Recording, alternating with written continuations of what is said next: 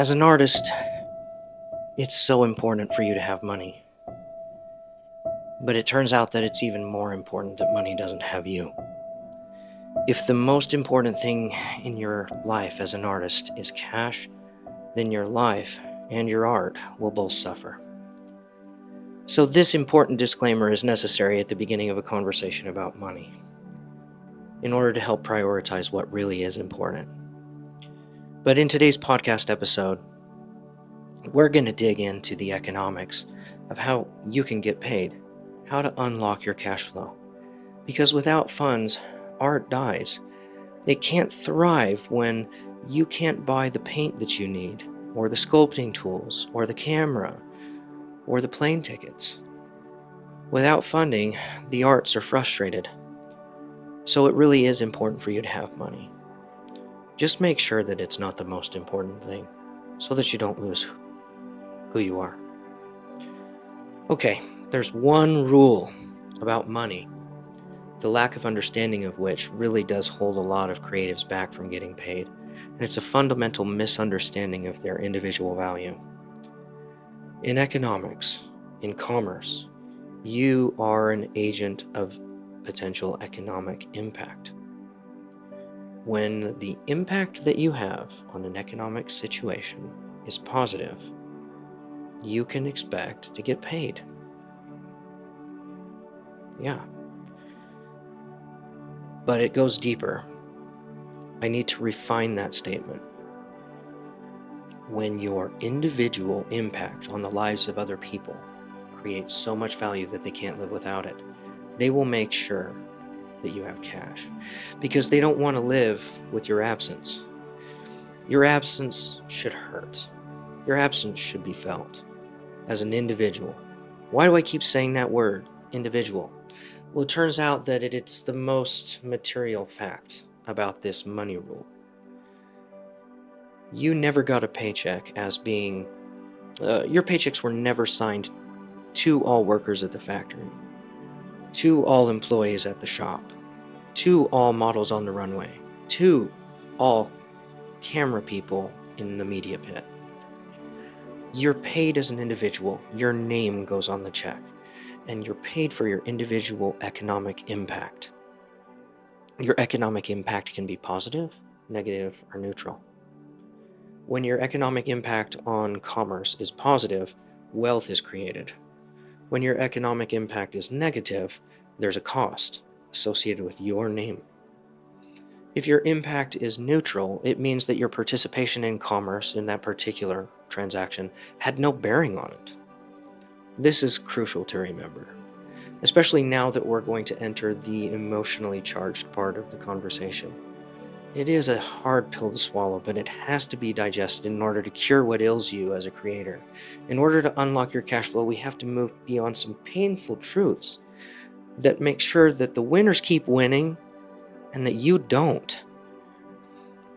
If we can swallow this hard pill, then you're going to start to win. I don't wish to speak in today's podcast episode about the ethics of capitalism. I'll just say this. If you want to change the system, you have my vote. I will back you up 100%.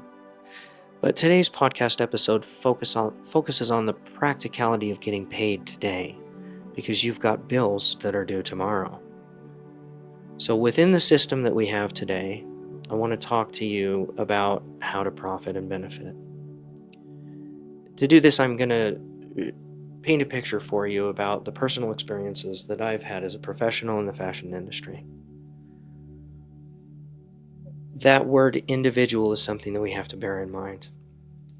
When I first started shooting fashion shows, I was surprised to see a line out of the building on Broadway in New York City that stretched around the block.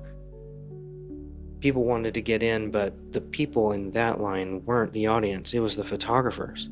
I was blown away to see that many people who were so hungry to get in, to shoot a show that wasn't going to pay them. And I was overwhelmed at the prospect of how I could make money in such an unwinnable situation. As soon as I stepped out of that line, somebody else was ready to step right back into my spot to shoot for free. And I could cross my arms and say I was angry about that situation, I refused to participate. But I decided to take a different approach. I decided to look, listen, and learn that day about how I could take value out of a system that didn't want to give value to me. The first thing was the very uncomfortable emotional truth that I wasn't one in a million that day, or in that situation, or in any situation like it. I was one of a million, and people don't pay you to be one of a million. They pay you for your individual economic impact. And the impact of me stepping out of that line, this is where it gets emotional, but this is also where it gets profitable for you to understand the information. It was painful for me to admit that, as good as I hoped that I was, for me to step out of that line had a completely neutral economic impact on the people who held the cash that day. In Toy Story, there's the claw that comes in, right? I started to envision a situation where the claw was coming into the fashion show and scooping out individuals. The key question that economics demands that we ask is whether or not, if the claw comes and removes you from commerce, did it cost anybody anything? Did they feel it? Was your absence too painful for them to live without, so that they would feel motivated to pay you to stay? In that situation, the answer is no. Me stepping out of that line doesn't impact the economics of that scenario at all. And I'm good at what I do.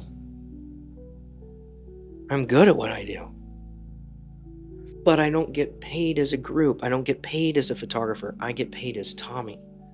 And so the key to unlocking my own cash flow was asking myself how Tommy can make money that day. Well, it turns out that stepping out of the line wasn't going to get me paid that day. What was going to get me paid that day was to stand in that line, participate in this situation, and take the value that was there for me to leverage elsewhere and turn into cash. What does that look like for a photographer? What does that look like for a model? Well, the really painful and emotional truth about your journey as a photographer or model, two of the most prevalent roles in the fashion industry, is that if the claw comes in and scoops you out, if it doesn't make an economic difference, if it doesn't impact the economic outcome of the organizers, they're not going to impact the economic income of you. Is it fair? Again, that's not the topic of today's podcast.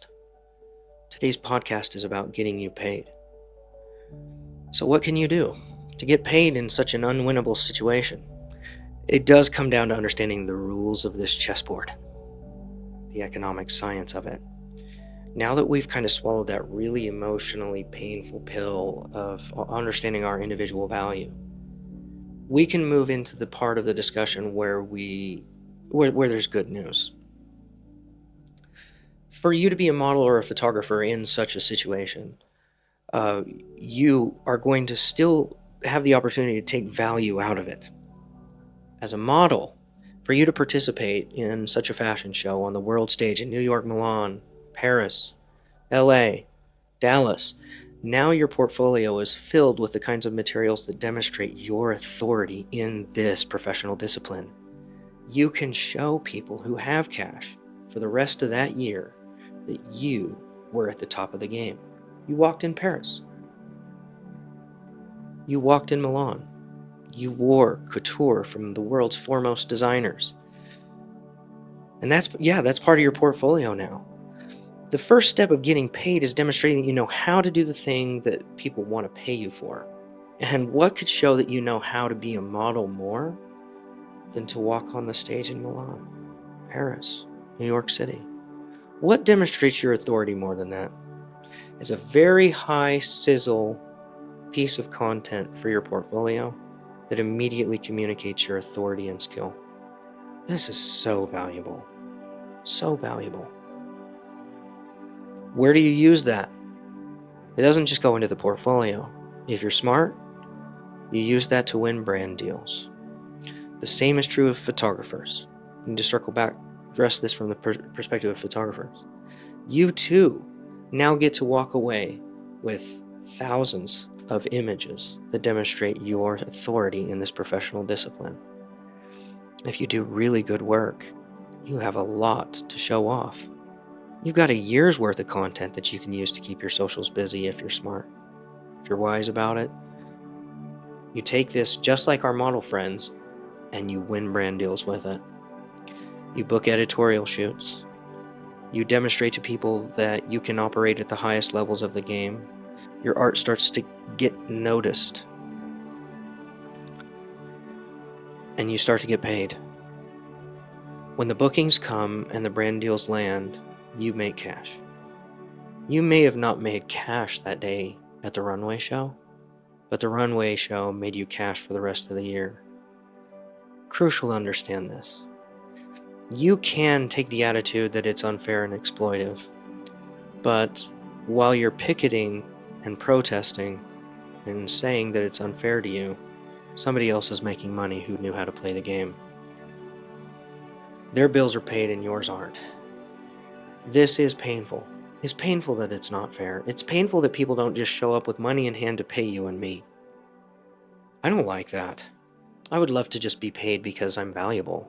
I would love to have my needs met. But until we have a system like that, my bills are due now. And so I owe it to myself as an artist to figure out how to profit in the game. Don't hate the player, hate the game, the old saying goes.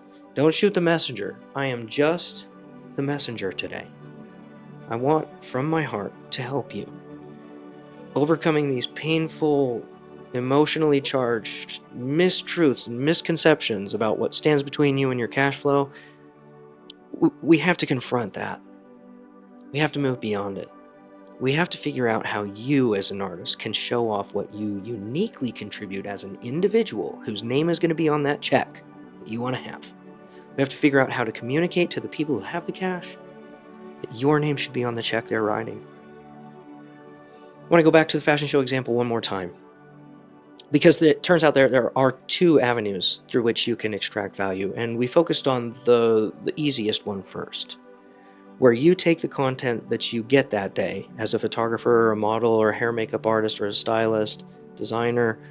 You take that and you use that to win brand deals elsewhere, to get bookings elsewhere, to demonstrate your authority, and to communicate your expertise.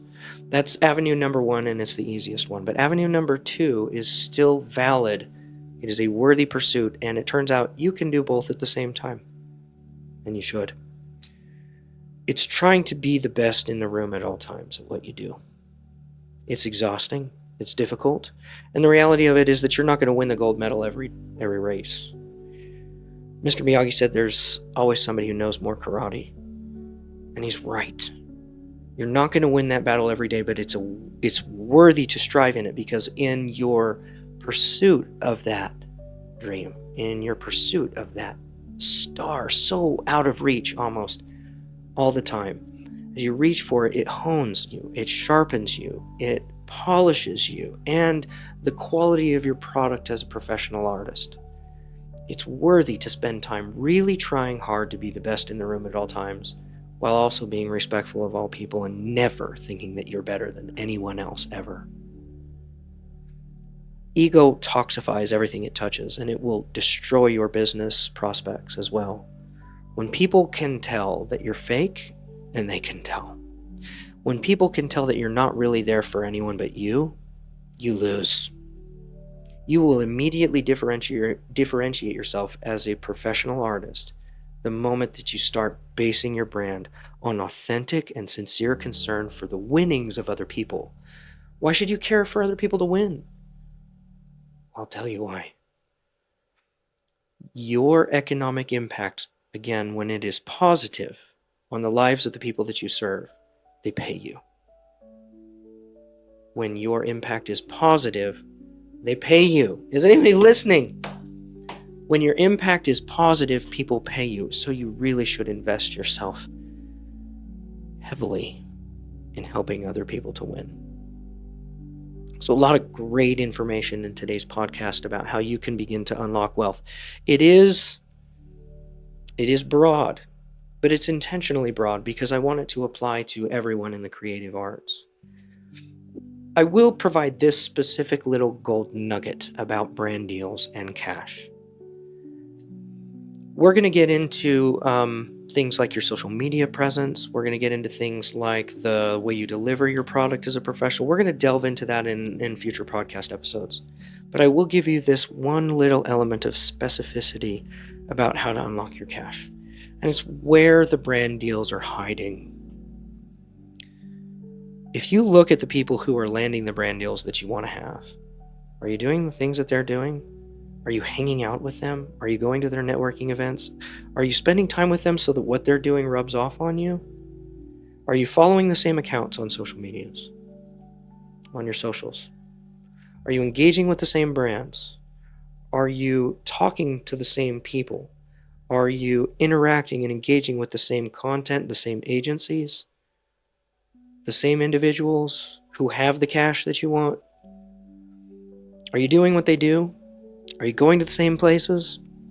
Yeah, those people are going to gatekeep that information a little bit. The people that you want to emulate, whose success you want a piece of, they're going to gatekeep a little bit of that because that secret sauce is getting them paid and they aren't going to quickly want to share it. But show up with that genuine sincerity of heart that you want to see them win, and they're going to start to help you win too.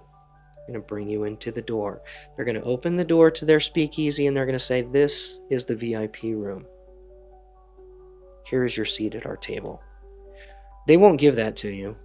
You will not earn that if you aren't genuinely and sincerely invested in helping them to win. I'm not saying be a bootlicker. I'm saying sincerely and genuinely communicate your value to other people by helping them win, and they will not want you to leave because you're getting cash in their pocket. Also, if you can swallow hard and just log into Facebook, there are a lot of local groups for models and photographers that are posting paid jobs daily. Yes, it's a competitive, chaotic place, but you're missing out on opportunities if you're not watching there. You're not looking there. There's a lot of insight that you can gain just by quietly lurking and paying attention to what's going on in those groups. I really don't like Facebook. I'm not a huge fan, and I log into it once and never almost. But there's a lot of money that changes hands in those places, in the back alleys of the internet. I really don't like Facebook. I can't almost stand to log into it.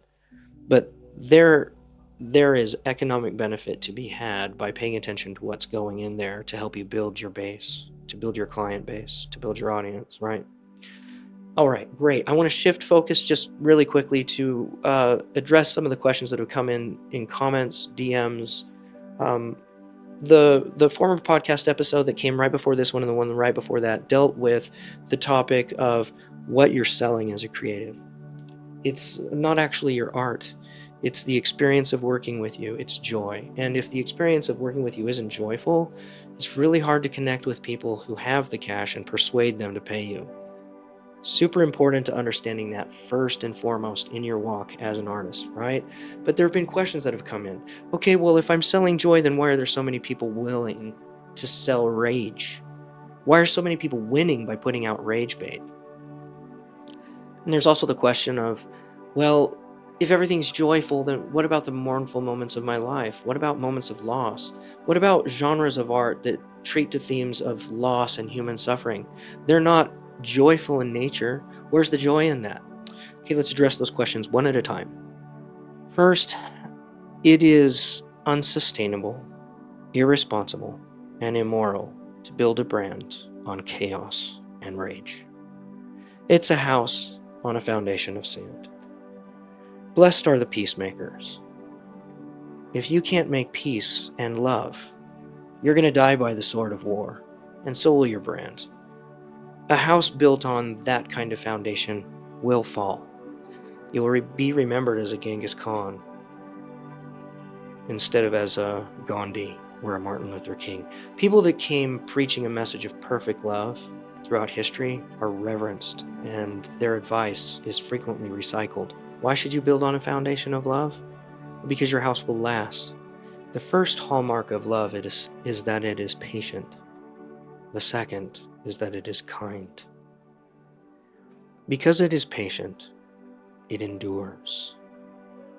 It stands the test of time, it goes the distance, and your house will not fall.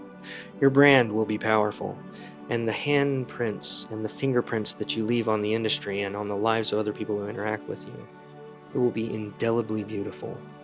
This goes to the heart of providing value and the economics of providing value and the seriousness of understanding that what you are selling is joy and must be joyful. If what you are selling is a crappy experience based on your own ego and trying to scrape people for cash, you'll lose pretty quick and nobody will call you back. It's an important metric to bear in mind that if people are calling you back, your brand's going to do okay. People coming back again are telling you that they want you there, that the impact that you've had on their lives has been so good that they don't want to live without it. They want you to be present. That's huge.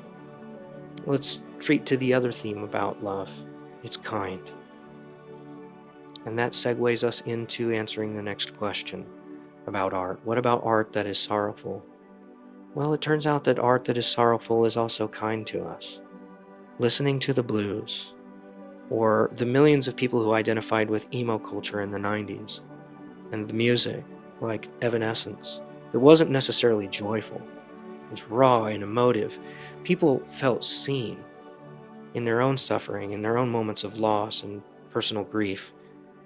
And that leads to healing, and healing leads to joy. One of the most quintessential, incredible pieces of art ever produced by the human family was the Pietà, a sculpture of the Mother Mary holding the crucified body of Jesus after he was murdered. She is grieving the loss of her child. Regardless of whether or not you identify with the religion that produced this art, it is impossible to look at without feeling some kind of emotion. It is impossible to look at that and not feel the depth of a mother's sorrow for the loss of a child. That is a painful theme. It is not joyful, and yet there is healing in it. There's healing when you feel seen in your grief. Art that isn't necessarily joyful and happy and bubbly can still be healing. And in healing, there is joy. I want to invite you to continue the conversation. Challenge me. Tell me where you think I'm wrong. Tell me where you think that I'm missing something. The conversations that we're having about the topics that I'm presenting here from my professional journey, they're stretching me. And I love that. Keep challenging me. Keep asking me. Keep inquiring. And not just me, but of life in general. I do appreciate it when you interact with me. I appreciate that engagement. One of the fastest ways to get people to engage is to poke them, the rage bait. But again, that isn't a sustainable practice. It doesn't lead to long-term wealth, and it certainly doesn't lead to joy. Engage with me in a joyful way. That's my invitation to you. As now we launch into a new year, I believe in you. I believe that you can make the difference in the lives of other people with your art, and I believe that you can make the difference in your journey as an artist for yourself in the building of the kind of wealth that you need in order to continue to pursue your dreams. If we can confront the painful issues that we've discussed today, we can immediately begin to unlock our value as artists. And unlocking our value as artists is what will lead us to the achievement of our dreams. Until next time, my friends, we'll talk soon.